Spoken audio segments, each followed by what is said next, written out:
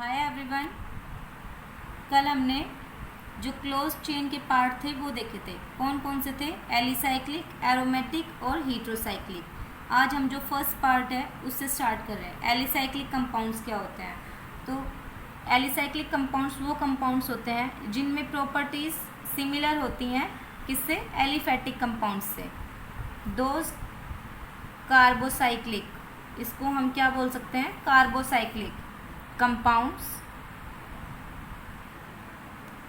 which resembles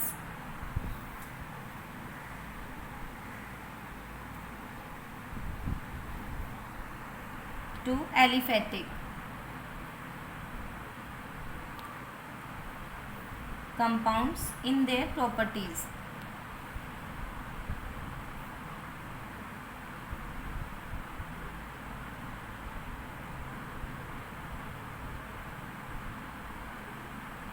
are called alicyclic compounds.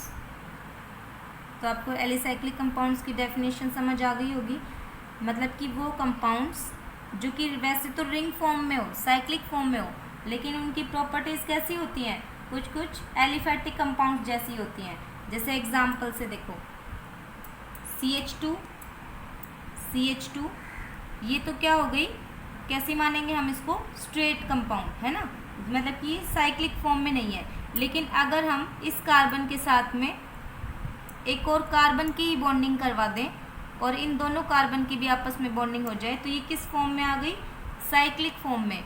जैसे ऐसे है, ये आपको मैं अच्छे से दिखाऊं तो बॉन्डिंग कार्बन है एक दूसरे कार्बन के साथ में अटैच्ड, इसने भी एक दूसरे कार्बन के साथ में बॉन्डिंग कर ली और इन दोनों ने भी आपस में बॉन्डिंग कर ली। ठीक है, तो ये कार्बन का देखो कितने कार्बन के साथ में बॉन्डिंग की है? 2 कार्बन के साथ में। तो इसका मतलब इसकी 2 वैलेंसी तो कंप्लीट है। अब इसको कितने और इलेक्ट्रॉन्स चाहिए? सिर्फ 2 ही चाहिए। तो ये 2 हाइड्रोजन के साथ में बॉन्डिंग करके ये कंप्लीट कर लेगा अपनी वैलेंसी। ऐसे ही ये वाला कार्बन भी और सेम ये। तो इसको मैंने सिर्फ इसी फॉर्म में लिख दिया, CH2 एंड CH2। समझ आइए कैसे किया है? और इसको एक दूसरे फॉर्म में भी लिख सकते हैं। अगर ऐसे भी आपको लिखा मिल जाए तो इसका मतलब भी क्या होता है कि एक कार्बन है। ठीक है, कार्बन ने बॉन्डिंग कर रखी है। अब समझ आ गया? और इसका नाम क्या हो जाएगा? साइक्लोप्रोपेन। और मॉलिक्यूलर फॉर्मूला क्या होता है इसका? C3H6। क्योंकि देखो काउंट करके देखो, कार्बन कितने हैं? 1 2 3 और हाइड्रोजन कितने हैं? 2 4 एंड 6। ठीक है, ऐसे ही और भी एग्जाम्पल हैं, जैसे कार्बन और ये अगर 4 जो कार्बन है वो अगर अटैच्ड हो जाए तो ये इसकी भी ऐसे ही सेम 2 वैलेंसी हाइड्रोजन से कंप्लीट हो जाएगी। ठीक है, और इसकी स्ट्रक्चर को हम कैसे लिख सकते हैं? इस फॉर्म में। ये क्या है? साइक्लोब्यूटेन। ठीक है, ऐसे ही सारे एग्जाम्पल है, मैं आपको शॉर्ट में दिखा देती हूँ। जैसे इसको क्या कहते हैं? साइक्लोपेंटेन।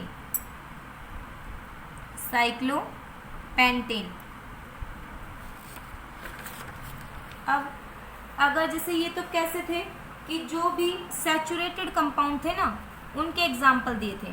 अभी अगर मैं बात करूँ अनसैचुरेटेड कंपाउंड्स की, तो अनसैचुरेटेड साइक्लिक कंपाउंड्स कौन से हो जाएंगे?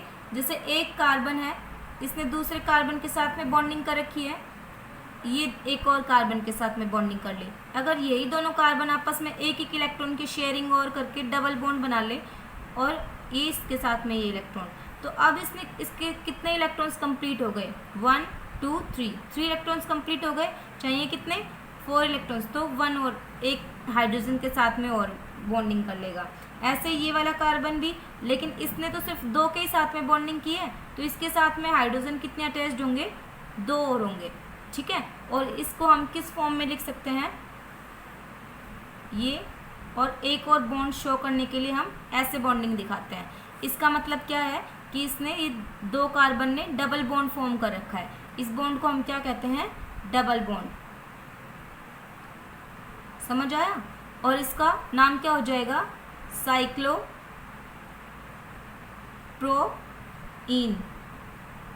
ठीक है, जैसे कि डबल बॉन्ड होता है तो ईन लग जाता है, ये आपको वैसे भी नॉमेनक्लेचर में समझ आ जाएगा। अभी बी जो पार्ट था आपका, मतलब सेकेंड पार्ट था, वो क्या था, एरोमेटिक कंपाउंड्स का। तो एरोमेटिक कंपाउंड्स क्या होते हैं, देखो जनरली वैसे जितने भी एरोमेटिक कंपाउंड्स होते हैं वो मैं आपको एक्सप्लेन करूँ तो हक्कल रूल से समझते हैं उसको। बहुत सारे एरोमेटिक कंपाउंड्स हैं, लेकिन आपके जैसे काम आने वाला एरोमेटिक कंपाउंड्स क्या है, बेंजीन, ये होता है, इसका कॉमन नेम क्या है, बेंजीन। इसमें एक बॉन्ड यहाँ पर, एक यहाँ, एक यहाँ, और इसी को ही ऐसे भी लिख सकते हैं क्योंकि ये बॉन्ड है आपस में कॉन्जुगेशन में रहते हैं। इसी बॉन्ड को यहाँ, यहाँ और यहाँ, इसका मतलब क्या हुआ कि इसमें टोटल 3 पाई बॉन्ड्स होते हैं, ठीक है, मतलब 3 डबल बॉन्ड भी कह सकते हो, 3 डबल बॉन्ड होते हैं। पाई बॉन्ड किसको कहते हैं, डबल बॉन्ड्स को ही कहते हैं। अभी आपके टॉपिक में इतना नहीं है आपकी क्लास में, तो सिर्फ इतना समझो, organic compounds which contain, organic compounds which contain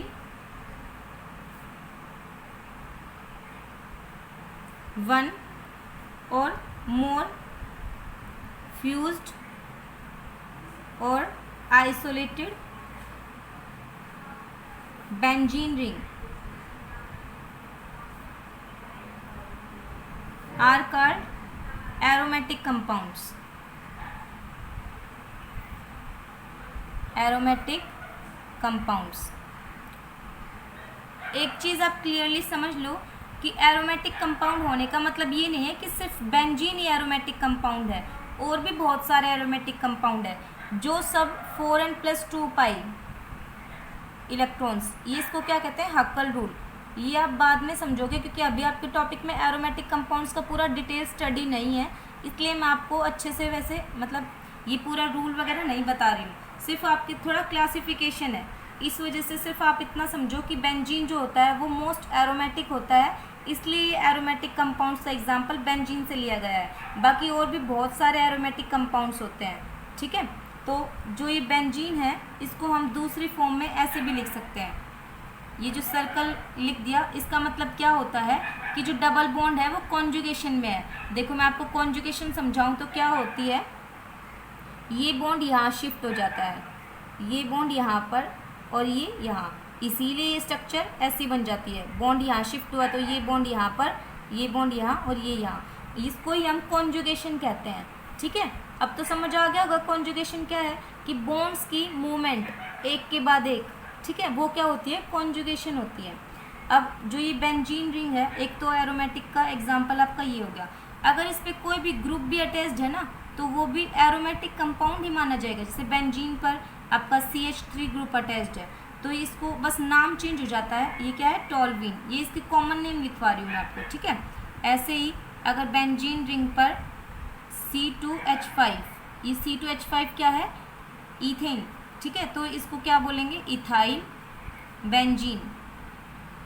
सिर्फ एग्जांपल दे रही हूँ, आप नॉमेनक्लेचर की टेंशन मत लो कि इथाइल कहाँ से आया, ये सब इतना नहीं है, ठीक है, मैं आपको बता दूंगी बाद में कैसे होगा।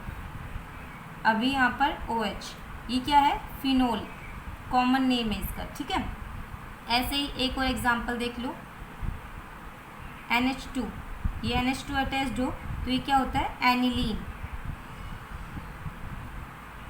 ये आपके एरोमेटिक कंपाउंड्स थे। अब हम नेक्स्ट पढ़ने वाले हैं हीट्रोसाइक्लिक कंपाउंड्स क्या होते हैं। हीट्रोसाइक्लिक कंपाउंड्स, तो हीट्रोसाइक्लिक कंपाउंड्स होते तो एरोमेटिक कंपाउंड जैसे ही हैं, लेकिन इसमें क्या डिफरेंस होता है कि जो कार्बन होता है उसके अलावा भी कई और दूसरे एलिमेंट्स अटैच्ड होते हैं। तो इसकी डेफिनेशन क्या आ जाएगी, both alicyclic and aromatic compounds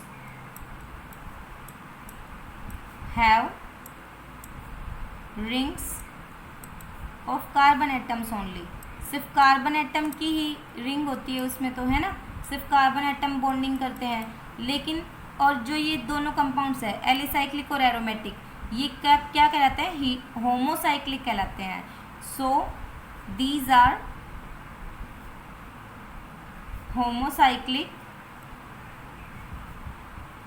homocyclic in nature, ठीक है। In heterocyclic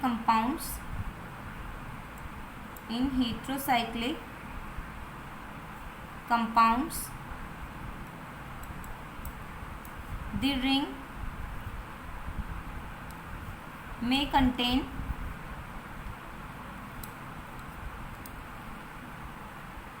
one or more heteroatom, ठीक है। इनको हेटेरोएटम कहते हैं। जैसे कि ये या तो फिर नाइट्रोजन हो, ये वाले जो एटम होते हैं, या ऑक्सीजन हो, या फिर सल्फर हो। इसके अलावा भी और कई एलिमेंट्स हैं, एटम्स हैं, ठीक है। उनको क्या कहते हैं? हम हेटेरोसाइक्लिक कंपाउंड्स कहते हैं, ठीक है। अब जैसे एग्जांपल दूँ मैं आपको हेटेरोसाइक्लिक के, तो ये कार्बन है, दूसरे कार्बन के साथ में अटैच्ड है। ये 5 मेंबर रिंग का एग्जांपल दे रही हूँ मैं आपको, ठीक है। अब ये तो कार्बन ही है, लेकिन अगर ये कार्बन एक नाइट्रोजन के साथ में अटैच्ड हो जाए तो नाइट्रोजन कितने बॉन्ड फॉर्म करता है? 3, क्योंकि इसमें 3 इलेक्ट्रॉन्स की कमी होती है। तो ये एक वैलेंसी हाइड्रोजन से कंप्लीट कर लेगा और ये कार्बन आपस में डबल बॉन्ड फॉर्म कर लेते हैं, तभी ये एरोमेटिक कंपाउंड कहलाएगा, ठीक है। और जैसे ये जो बाकी की वैलेंसी है वो हाइड्रोजन से कंप्लीट हो जाएगी और इसका कॉमन नेम क्या होता है? पायरोल। ऐसे ही अगर ये कार्बन सेम डबल बॉन्ड बनाकर यहाँ पर ऑक्सीजन लग जाए तो ऑक्सीजन में कितने इलेक्ट्रॉन्स की कमी होती है? 2 इलेक्ट्रॉन्स की ही। तो इसने कंप्लीट कर लिया अपनी इलेक्ट्रॉन और ये क्या बन गया? फ्यूरान। इसका नाम फ्यूरान होता है, ठीक है। ऐसे ही यहाँ पर अगर क्या लग जाए? सल्फ़र। तो सल्फ़र जो होता है उसको हम नेमिंग में क्या कहते हैं? थायोफीन। इसका क्या हो जाएगा? थायोफीन, ठीक है। ये आपका टॉपिक कंप्लीट हो गया। नेक्स्ट क्लास में हम नया टॉपिक स्टार्ट करेंगे। आज के लिए इतना ही। Thank you.